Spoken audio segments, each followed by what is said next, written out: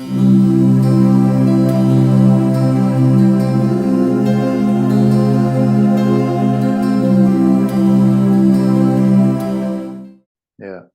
But we also get to meet Zaman,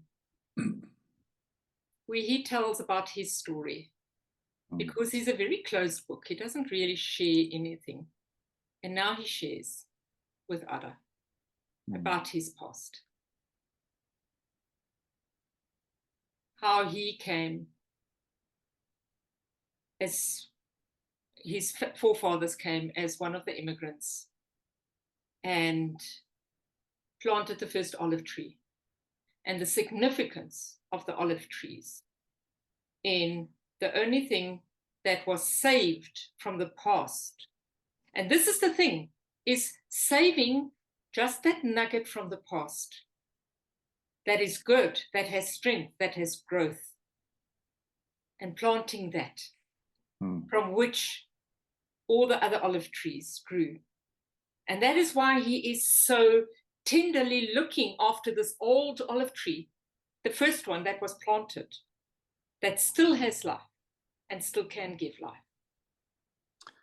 That must be one of the most beautiful scenes in the series, or it's very touching for me, where he relates that since the 1900s, all of these olive trees were planted, but it started with this one olive, as he gestures in his hand, and how the two of them, the grandfather and the grandmother, got together and made a decision, let's plant this and see what happens. And out of that then came this whole orchard of beautiful old olive trees.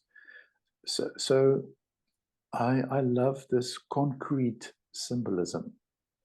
You know, you can see the orchard in front of you. It's very grounded. It's a very grounded way to create the narrative of moving on. It also relates to, sometimes we disappear in our head and we expect things to come right, but we don't take any rightful action to implement what is needed. So on many levels, I just love that scene. Yes, absolutely. And Ada starts to reflect, and she realizes how everybody's lives have changed. So from where they started, they've gone through a lot of turmoil. And this is the thing, is when we do what we can call soul work, because I think this is soul work or internal work or whatever we want to call that, there comes a time when everything has to unravel first. Everything is like what was needs to re-establish itself. So we have this period of unraveling, but then Ada finally comes to realization there's more to it.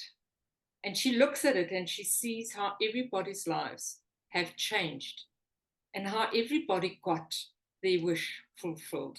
And that is so beautiful, is that where they sat and made their wishes, praying to the gods, and all their wishes were fulfilled in the most beautiful and most interesting ways, if we look at it.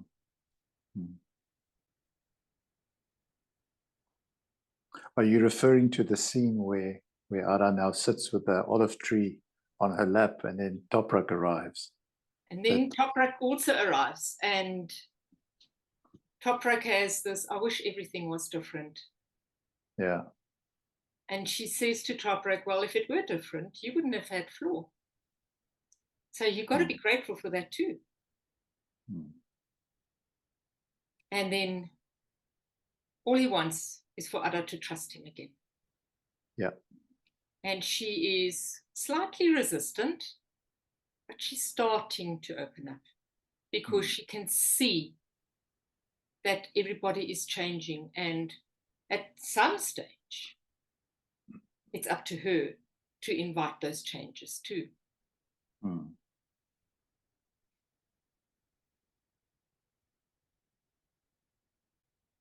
And then we have where Zaman could start practicing again, and he says, no, I need time out. I'm not going to practice again. And it creates this, oh, we need to get him to work again. We need to get him to work again. And he is like, no, I'm not going to work again. And so you've got the scene with Ada and Toprak listening to the beautiful music that he has written. And they have this beautiful scene where they are sort of coming together. We have the scene where the partnership with Layla and Fiku starts happening. And Ada is... sorry, I just want to insert these words because it brought a smile. Ada thinks it's totally insane. It's an insane idea to go with Toprak to the Netherlands. And Toprak thinks it's insane to lose everything that they had built up between them. So a little bit of humor, a bit of play with words, but it says exactly what was going on in the ambiguity in that energy field. Shall we not? You know, it's a lovely way of putting and it. the constant choices, because every choice, with every choice you have to give up something to go to something else. And then it is the question, is it possible that our past, whether or not we remember it, is already saved someone? So the thing is, we're just always looking at the past, at what it's taken from us, all the pain and the trauma that's there. But there's also the saving grace in it. And we need to look at, how is my life? What's the worth in my life because of the past? And what's the saving in that? And Ada is ready to move forward. She makes peace with her father's belongings. And